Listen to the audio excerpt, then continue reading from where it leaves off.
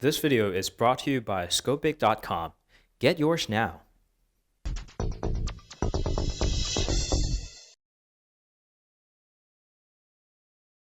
Hey guys, welcome back. This is FullPhoneIndicator.com. So we're going to take a look at Samsung's new flagship, Galaxy S8. And as of date we're shooting this video, it seems like there are a few issues like red tinted screen, microSD errors, and random reboots, and the top and bottom of the screen getting burnt in because of the status bar and the navigation bar. And on this very video, I'm going to assume that you're one of the very lucky ones who got a phone without those flaws. And without any further ado, let's get into the physics of the phone. It's a very compact phone with the larger display than usual. It feels really good with amazing build quality, and overall sculpture is just terrific. It also is pretty rigid with IP68 water and dust resistance, though not as quite as the Mil-Spec certified LG G6. I'm not, however, a very fan of this device because of the soft key location, which, thanks to this bezel-less display, is very far down at the bottom. It's a bit harder to reach than any other soft key enabled devices. I still appreciate the Samsung made order and color customization possible, first ever in Samsung flagship device, and they're also planning on adding auto hide function.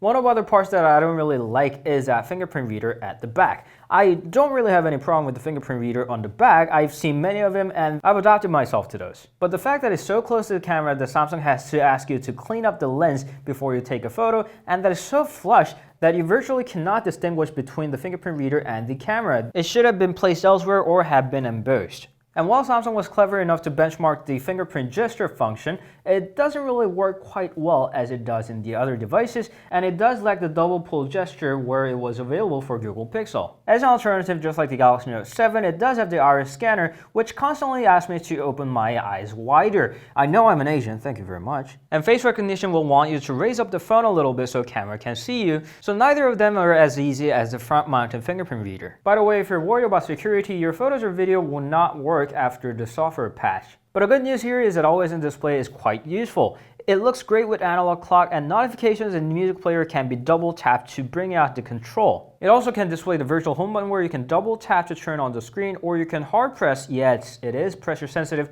to turn on the screen without the lock screen if you have none of them set. By the way, both always on display and always on home button do move around a few pixels to prevent burn-ins, but it doesn't seem that effective. Incoming notifications will give you a nice little glow around the edge of the screen, and so will your Samsung Music. By the way, talking about music, speaker is better than that of the Galaxy S7 and the S7 Edge, but still very easily blocked thanks to the location, and no, it is not stereo speakers. Moving on to the software side, TouchWiz now has a new name called Samsung Experience, and it still isn't my favorite way of skinning Android. To start with, when you're in the multitasking panel, panels move way too fast, so it's really hard to choose what you want. And also when you pull up or bring down the app drawer, the animation isn't that smooth. I can see that the frames are dropping there. But of course it doesn't mean that there are some parts that I really like about the system. Take a look at the Smart Select. It's cleverly hidden inside that edge panel. You can choose either rectangle, oval, or animation form of capture, and you can even make any scene shown on your screen into a GIF animation. And also Samsung was clever enough to provide you with the ratio selection on YouTube, so you can crop to fit even the videos that were not shot in the specific resolution.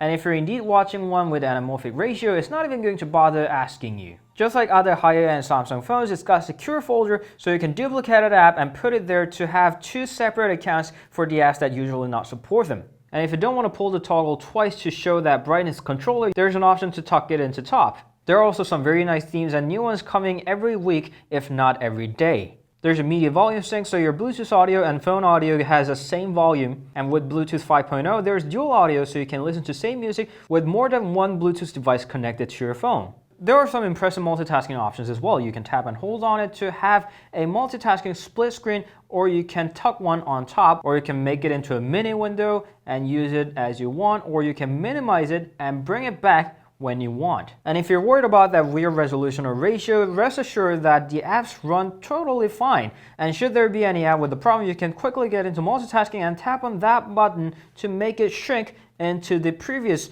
ways of resolution or the ratio. If you want to do that manually, there is a full screen apps menu where it allows you to tick each of the apps that you want to run on full screen. I would have definitely appreciated a select all option here, but it doesn't have that, just like the LG G6. Bixby is another important feature with a dedicated button that Samsung constantly tries to block it from getting customized. Currently it only supports Korean, and it's pretty good at understanding what I want. Running all these is an Exynos 8895 or Snapdragon 835 depending on your region. Both of them are built with 10 nanometers process, and that ensures a better performance and energy efficiency. In case of Exynos model, now the GPU comes with Mali G71, which has gotten a huge boost in performance. And your games won't have any problems, and that game tools just gets better with every release. And that pressure sensitive home button works even in full screen. Next up in the game is the camera that you can launch by the shortcut there, or you can quickly press the not home button twice but power key twice.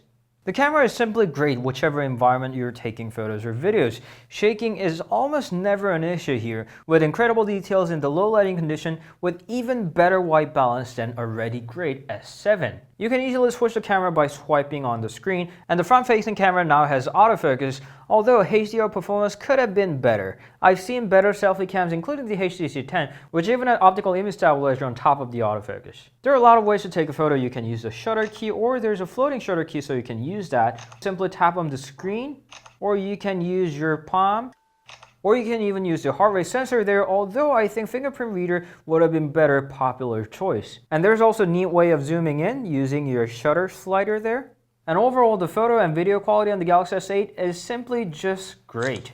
It doesn't have the popular dual camera, but it does have Pro Mode, Panorama, and Selective Focus even with a single lens, and even dedicated food mode. Now, when there are so much multimedia functions, what you worry about usually is the battery, and maybe you should with that 3000 mAh of battery built in. And the screen on time lasts about 4.5 hours to 5 hours. It's not spectacular, but acceptable at those specs. Keep in mind that all testings were done with the QHD resolution, full LTE network, and brighter than medium brightness, and web surfing for most of the times. So if you're more of a typical user with more Wi-Fi connection, full HD resolution, and lower brightness, you should be able to gain around 2 more hours on top of my result, although resolution didn't impact the battery life that much. Charging is done by the USB Type-C port and the dual mode wireless charging, and it takes around an hour and 40 minutes, which is not the fastest, but considering what happened with Samsung and charging last time, Samsung must not want to take the thing so far. So now I have to assume that it's about time that we get a verdict on this guy. I see a lot of things that Samsung wanted to impress us.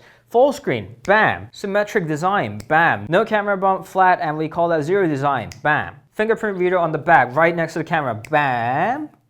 You can use an iris scanner or face recognition, but they're not going to work when the phone is lying down on the floor.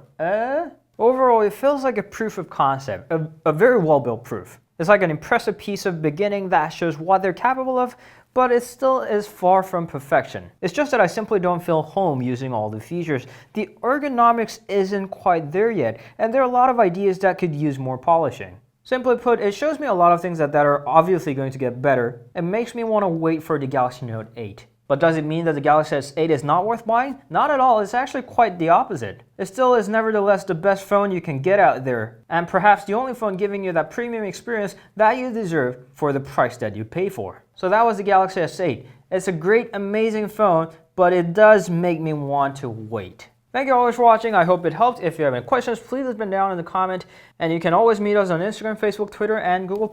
We'll see you guys later. Ciao.